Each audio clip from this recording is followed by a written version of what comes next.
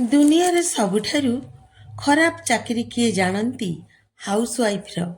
ସକାଳୁ ସବୁଠାରୁ ପ୍ରଥମେ ଉଠିବା ତାର କାମ, ଆଉ ରାତିରେ ସବୁବେଳେ ଶେଷରେ ଶୋଇବା ବି ତାର କାମ।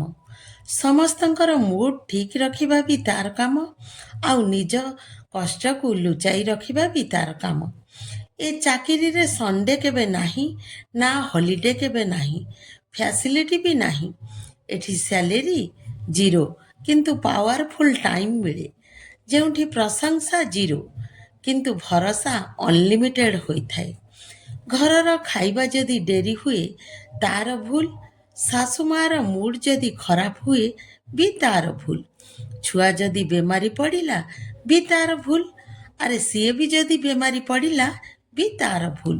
ଯଦି ଆପଣଙ୍କ ଭଳି ସ୍ୱାମୀ ଥାଉ ଥାଉ ଏସବୁ ସିଏ ପଥର ହୋଇ ସହିଥାଏ, ତାହେଲେ ଆପଣ ନିଜେ କୁହନ୍ତୁ ଆପଣ କେଉଁ ଭଳି ସ୍ୱାମୀ।